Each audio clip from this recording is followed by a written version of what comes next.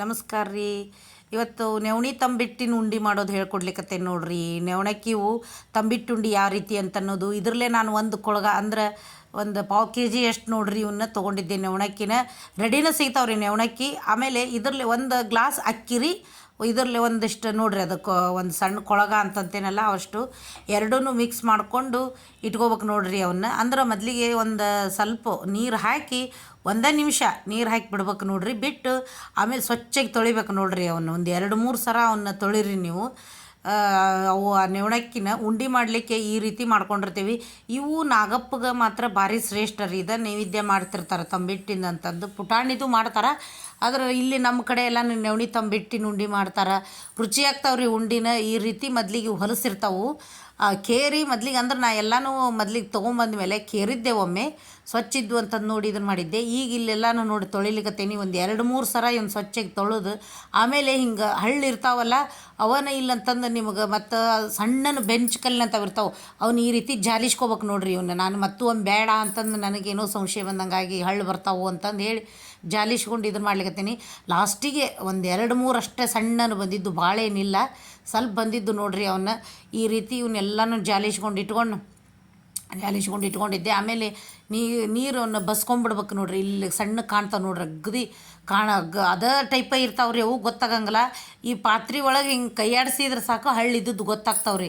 ಆಮೇಲೆ ಇವನ್ನೆಲ್ಲ ನೀರು ಬಸ್ಕೊಂಡು ನಾವೊಂದು ಬಟ್ಟೆ ಮೇಲೆ ಇವನ್ನ ಆರ್ಯಾಕ್ಲಿಕ್ಕತ್ತೀನಿ ನೋಡ್ರಿ. ಇವನ್ನ ಒಣಗ್ಲಿಕ್ಕೆ ಬಿಟ್ಟಿರ್ತೀನಿ ಒಂದು 10 ನಿಮಿಷ ಇಲ್ಲ ಒಂದು ಅರ್ಧ ತಾಸು ಬಿಡ್ರಿ. ಇವನ್ನ ಆರ್ಲಿಕ್ಕೆ ಆರ್ತಾವೆ ಇವೆಲ್ಲನೂ ಗೊತ್ತಾಗ್ಬಿಡ್ತದೆ. ಒಂದು ಅರ್ಧ ತಾಸು ಇವನ್ನ ಆರ್ಲಿಕ್ಕೆ ಬಿಟ್ಮೇಲೆ ಈ ರೀತಿ ಹಿಂಗಾಗಿರ್ತಾವೆ.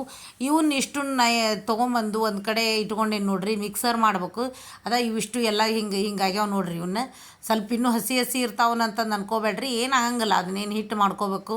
ಮಿಕ್ಸರ್ ಒಳಗೆ ನಾನು ಈಗೆಲ್ಲ ಹಿಟ್ಟು ಮಾಡ್ಲಿಕ್ಕತ್ತೇನೆ ನೋಡ್ರಿ. ಇವನ್ನ ಮಿಕ್ಸಿ ಮಾಡ್ಕೊಂಡು ಹಿಟ್ಟು ಮಾಡ್ಕೋಬೇಕು. ಇಲ್ಲಿ ಇದನ್ನು ಮಾಡೇನು ನೋಡ್ರಿ. ಆಮೇಲೆ ಸಾಣಿಗೆ ತೊಗೊಂಡು ಸಾಣಿಸ್ಕೊಳಿಕತ್ತೀನಿ ಈ ಹಿಟ್ಟನ್ನು.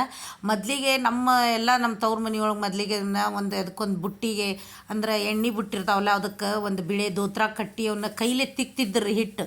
ಈಗೆಲ್ಲ ಅದನ್ನು ಅಷ್ಟು ತಿಕ್ಲಿಕ್ಕೆ ಅವೆಲ್ಲ ಹಳ್ಳಿ ಒಳಗೆ ಇರ್ತಿದ್ರು, ಮಾಡ್ತಿದ್ರು. ಅದನ್ನೆಲ್ಲ ತಕ್ಕೊಂಡು ಆದಮೇಲೆ ಸಾಣಿಸಿದ್ದು ಈ ಹಿಟ್ಟನ್ನು ಮತ್ತೆ ಏನು ಮಾಡ್ಕೋಬೇಕಂದ್ರೆ ಮತ್ತೆ ಬಿಸಿ ಮಾಡ್ಕೋಬೇಕು ನೋಡ್ರಿ. ಅಂದ್ರೆ ಹುರ್ಕೋಬೇಕು ರೀ. ಹುರ್ಕೊಂಡು ಇದನ್ನು ಆವಾಗ ಮತ್ತೊಮ್ಮೆ ಸಾಣಿಸ್ಕೋಬೇಕು ರೀ. ಬಿಸಿ ಇದ್ದಾಗನ ಗಂಟಾಗ್ಲಾರ್ದಂಗೆ ಹುರ್ಕೋಬೇಕು ರೀ. ಇದು ಹುರ್ಕೊಳ್ಳೋದು ಬಿಳಿ ಉಗ ಬರ್ತದೆ ರೀ. ಅದು ಗೊತ್ತಾಗ್ಬಿಡ್ತದೆ ಹೆಂಗೆ ಹುರ್ಕೊಂಡಿದ್ವಿ ನಾವು ಹೆಂಗಿಲ್ಲ ಅನ್ನೋದು ನಿಮ್ಗೆ ಗೊತ್ತಾಗ್ಬಿಡ್ತದೆ ರೀ.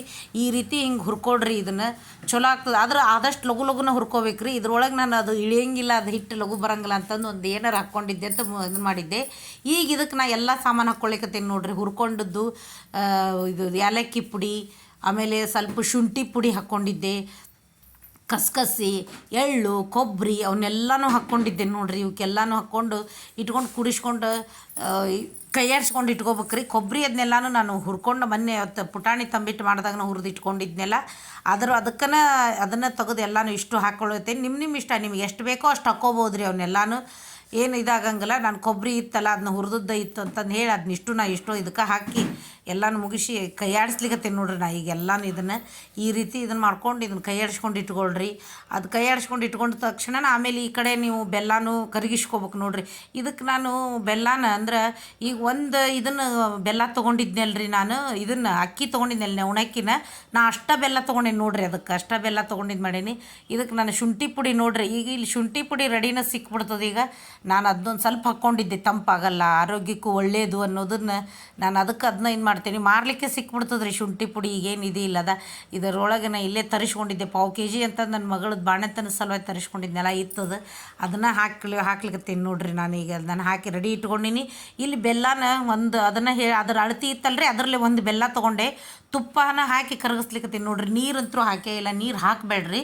ಅದು ನೀರು ಹಾಕಿದ್ರೆ ಉಂಡೆ ಅಂತೂ ತಡಿಯಂಗಿಲ್ಲ, ಇದಾಗಂಗಿಲ್ಲಲ್ರಿ. ನಾನು ತುಪ್ಪದೊಳಗೆ ನಿಮಗೆ ಎಷ್ಟು ಬೇಕೋ ನೋಡ್ರಿ. ನಾವು ಒಂದು 5-6 ಸ್ಪೂನಷ್ಟು ತುಪ್ಪ ಹಾಕ್ಕೊಂಡಿದ್ದೆ. ನಾನು ತುಪ್ಪ ಹಾಕ್ಕೊಂಡು ಕರಗಿಸ್ಕೊಳಿಕತ್ತೇನೆ ನೋಡ್ರಿ. ಅದು ಬೆಲ್ಲ ಪೂರ್ತಿ ಕರಗ್ತದೆ. ಅದು ಕರಗೋ ತನಕ ಅಷ್ಟೇ ಇದನ್ನು ಮಾಡಿರಿ. ಅದನ್ನ ಕುದಿಸಿ ಹಣ ತೊಗೊಳೋದು ಅಂತಂದು ಏನೂ ಇದು ಮಾಡ್ಲಿಕ್ಕೆ ಹೋಗ್ಬೇಡ್ರಿ.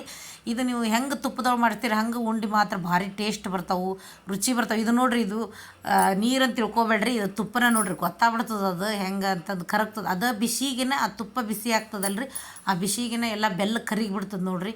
ಚಲೋ ಕರಗ್ತಂದ್ರೆ ನೀವು ಅದಕ್ಕೆ ಹಾಕ್ಕೊಳಿಕ್ಕೆ ಬರ್ತದೆ ನೋಡಿರಿ. ಒಂದು ಸ್ವಲ್ಪ ಇದು ಸುತ್ತಲೂ ಕರಗಿಂದ ಗುಳ್ಳಿ ಬಂದಂಗೆ ಬರ್ತದೆ ನೋಡಿರಿ. ಹಂಗಿದ್ದಾಗ ತಕ್ಕೊಂಬಿಡ ಇಷ್ಟ ಆದ ತಕ್ಷಣನೇ ನೀವು ತಕ್ಕೊಂಬಿಡ್ರಿ. ಅದನ್ನು ಇಳಿಸ್ಕೊಂಬಿಟ್ಟು ಅದನ್ನು ಆ ಹಿಟ್ಟೆಲ್ಲ ನೀವು ಕುಡಿಸ್ಕೊಂಡು ಇಟ್ಕೊಂಡಿದ್ರಲ್ಲ ಅದಕ್ಕೆ ನಾ ಇಷ್ಟಕ್ಕೂ ಹಾಕ್ಕೊಂಬಿಡ್ತೇನೆ ನೋಡಿರಿ ಅದನ್ನೆಲ್ಲನೂ. ಇದು ಏನು ಪುಟಾಣಿ ಉಂಡೆ ಹಂಗೆ ಏನು ಆಗಂಗಿಲ್ಲ ರೀ. ಇದಿಷ್ಟು ಹಾಕಿ ಕೈ ಆಡಿಸಿಟ್ಕೊಂಡ್ರೂ ಇದೇನು ಆಗಂಗಿಲ್ಲ. ಉಂಡೆ ಕಟ್ಟಲಿಕ್ಕೆ ಅಂತೂ ಬಂದಬಿಡ್ತದೆ ರೀ. ಇದು ನೀವು ಏನು ಹಿಟ್ಟದ ಈ ರೀತಿ ಮಾಡ್ಕೊಂಡು ಅದನ್ನು ಹಾಕ್ಕೊಂಡು ಕೈ ಆಡಿಸ್ಕೊಂಡು ಇಟ್ಕೋಬೇಕು ನೋಡಿರಿ.